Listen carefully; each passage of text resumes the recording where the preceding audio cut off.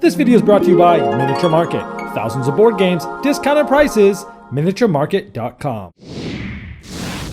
Hello my friends, the Game Boy Geek here. Last year, a really popular game came out that was based on Seven Wonders by Antoine Bauza. And this was the two-player version, Seven Wonders Duel, where Antoine Bauza brought in Bruno Cathala to help him out with sort of the two-player version of this. And of course, I loved it. Many people loved it. It's been a really popular game. Well, this Essen, an expansion is coming out. We're going all the way to Rome to check out Seven Wonders Duel Pantheon. This is the expansion for this. It adds a lot of new things going on here. So let me show you now. I got a chance to play this at the Asmodee press event at Gen Con, and I've only played it once, but I did want to give you just a brief overview of what's new, how things work, and I want to give you sort of a mini review of what I think after my first play of it. So let's take a look.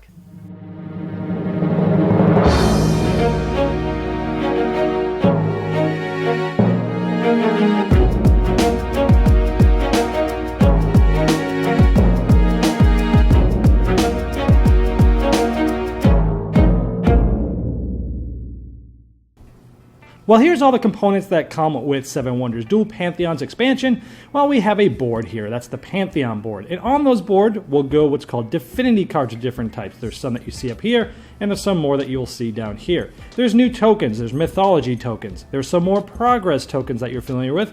And there are some offering tokens. We also have some Grand Temple cards. Let's tell you how all of this works. Now, for the most part, gameplay and setup is as usual in Seven Wonders Duel. However, as you can see at the top here, there's a new Pantheon board that we'll be using.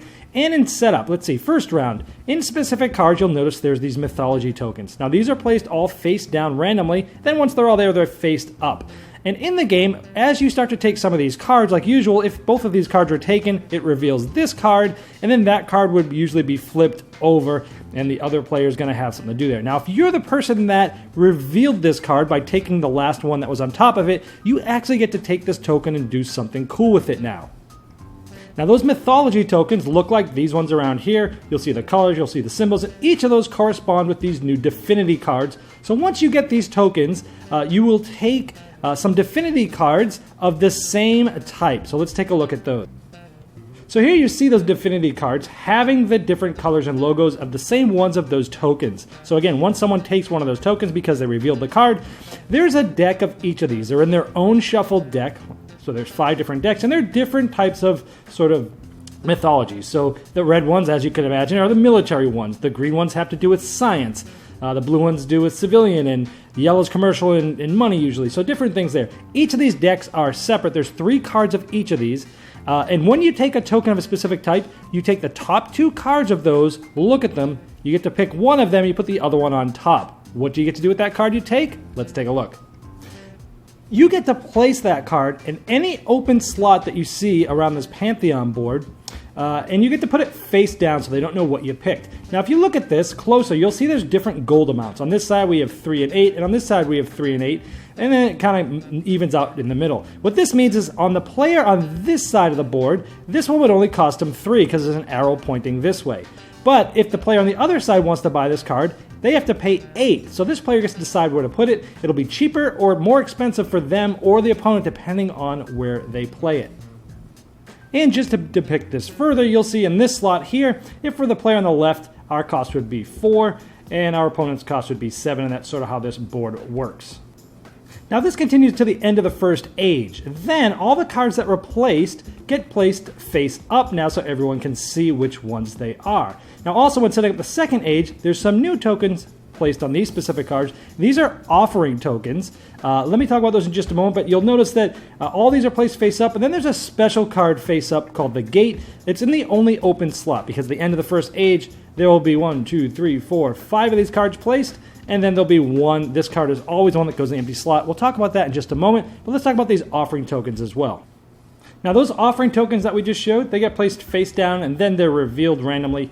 And so you see each of these will give you a discount when buying some of those Divinity cards. We showed you how expensive those can be, anywhere from 3 to 8, and this would give you a discount. So if you had this one, and again, they're grabbed the same way where someone has to reveal that card, they get that discount, and it's a one-time use. They can use it whenever they want. Essentially, this one would give you 4 less they have to pay to get one of those Divinity cards.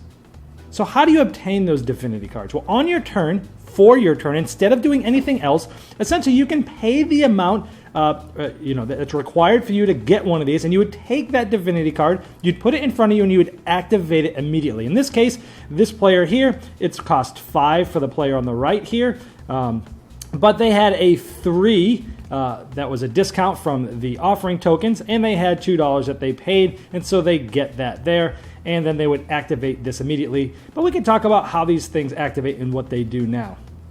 Now the green ones are all about science. Again, there's only 3 cards of each of these. So the ones that are all about science, it gives you another law, or you can take this snake token and put it on an opponent's science and gain that symbol. This Inky gets to basically be 2 of the previous progress tokens that were taken out at the beginning of the game. And you get to pick which one of those are yours when you invoke that card. The yellow cards are all about money. They could just give you 12 coins. You can steal a gray card from an opponent, or you can take money, 7 coins, and put on that card. They can't be stolen from you, and they're worth a point if you don't use them at the end. Now the blue Greek cards, basically one will get you 9 points. One will allow you to take all the discarded cards and construct one for free, or take a card that's in the structure, either face up or face down, and put it in the discard pile with tokens if it has them. Now the Egyptian brown cards are all about wonders. Anubis allows you to discard basically a card you use to do a wonder. It allows you basically to construct that wonder again. One of them allows you to take a card from the discard pile and construct your wonder for free using that card. Another one allows you to steal an opponent's wonder that they haven't completed yet and put it in front of you. All of these are very powerful, of course. Now the red ones are military, and so if you get Mars, essentially you go up 2 on the military track. The maneuver allows you to take this extra token down here on the board, and you place it where you want. When someone goes forward to the military track, it has to stop there, so it can stop them from making a big move. Put it maybe on the one that's the coin so it doesn't go past it. And of course we have Neptune, which you discard a military token without applying its effect, and then apply the effect of another military token. So essentially, you're taking one off and not applying it, and you're taking one off and applying it. So you can take off one of the ones that you would normally have to pay gold for, and you don't have to, and then you can take one off an opponent to make them pay the gold as if the military had gotten that far. Now the last divinity card I haven't talked about is the Gate. That's the one that's right here. And again, this is the one that's placed face up in the only empty spot at the end of the first age when they're flipped face up. This one is times 2 coins, which means basically you'd have to pay double the normal amount that you would have to pay. But what you get to do is you get to flip over the top card from all of the other divinity stacks, pick one to activate for free, and then place all those other ones face down so nobody can see them anymore. It's really powerful because you get to see them all and see which one you want, but everybody else gets to see them too, and it's expensive. So it's got a strong plus, but a strong minus as well. Now in Age 3, you no longer use the guilds. You actually shuffle in 3 Grand Temple cards, and you use those instead of the guilds. Now those Grand Temple cards, what they do is, normally you'd have to pay a lot to get them. Like in this first one here, you would need 3 wood, glass, and a scroll. Or if you had the green divinity mythology token there, you probably had gotten some green divinity cards earlier, but if you have this token, you can get this card basically for free for having that token, and you don't even discard the token. And if you get one of these cards, it's 5 points, 2 of them 12. If you get all 3 of them, it's 21 points. Now there are a couple more wonders and a few more progress tokens. For example, the wonders, this one here, the Divine Theater, allows you to take any of the divinity decks, look through all the cards that are there, select one that you want, activate it for free, and then this will also be worth 2 points at the end. The Sanctuary allows you to basically activate a Pantheon space where you get one of those divinity cards for 2 coins less, and then you get another turn. For the progress, the one here with the red, every time you move the military, the opponent has to lose a coin. Mysticism is anytime at the end of the game you will get 2 points for any token you have, either mythology or offering token. And engineering, anytime there's a card that you want to buy that has chaining, the little white chaining, regardless of whether you have the chain or not, it's only a coin. That's pretty much it. At the end, there are new points for some of the different divinity cards and some of the wonders. Now, Seven Wonders Duel, I gotta be honest, wasn't one of those games that I was like, oh, I'm dying for an expansion. But in fairness, I don't really get to play games as many times as I really wish I could. I loved Seven Wonders Duel. It's one of the best 2-player games I own, but I still probably only played it about 12 times or so. So it's not one that I felt like I needed an expansion. But I was talking to Bruno Cathala at Gen Con, and he said, hey, we were getting tons and tons of emails from people that have been playing this game more than 100 times, and we had a lot of people doing this, and the game has done very well. So obviously there's a market for people that want this expansion. So I was a little skeptical, going, well, I definitely want to check it out. Anything he touches I want to play, and I love the game, so I wanted to see what the expansion was like, but I didn't really feel like it needed one. And I gotta say, after my only play of this, we both, myself and the person I played with, Greg, really enjoy the game. It really changed the way you think about a lot of things. First of all, the way that those tokens come out on the card. So when you pick up a card and you have to flip over that other one, usually that's terrible in the normal game because you're giving your opponent something that you haven't yet seen, and then if it's something that's really good for you and he can't get it, he can throw it away or he could use it. But in this game, you're almost somewhat compensated for that, where if you have to flip that over for an opponent, you get one of those tokens, which then will allow you to get one of those powerful cards. And you know where those tokens are at the beginning of the game, and you can use that as part of your strategy. I really thought that was a cool thing to kind of give someone that compensation, and it really changed the way things worked, especially with money.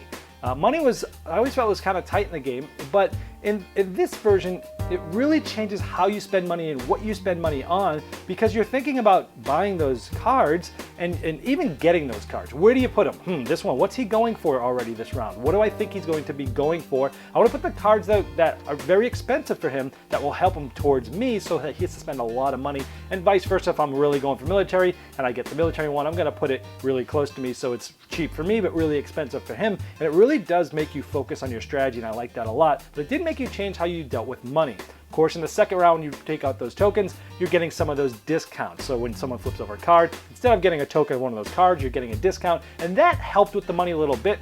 The wonders that give you money are much more desirable, I'd say now, because money feels even tighter because you can do so much more with it. But like I say, those cards are amazing, because usually the person I play with against, Greg, always kills me on military. This time I went full force with him on military. He was going for science. He ended up getting one of the Pantheon, the Divinity cards, they're called.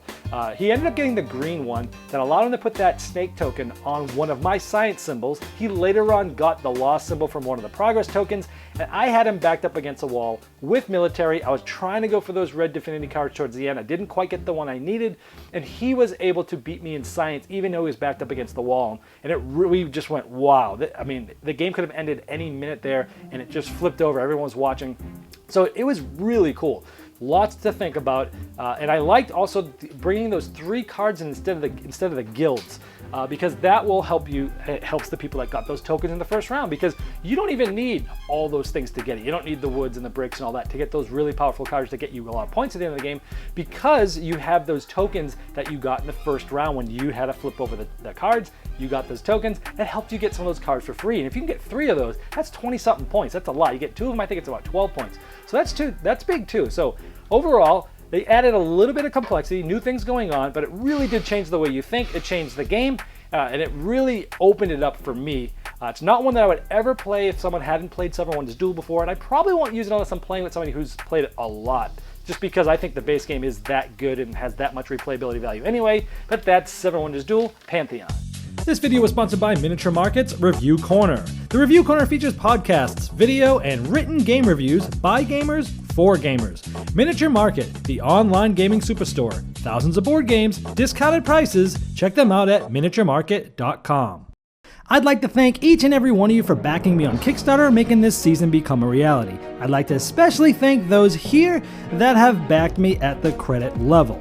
Now, these video reviews are also available by audio on our podcast. It's the intros and the final thoughts on GameBoyGeek.com. Click podcast.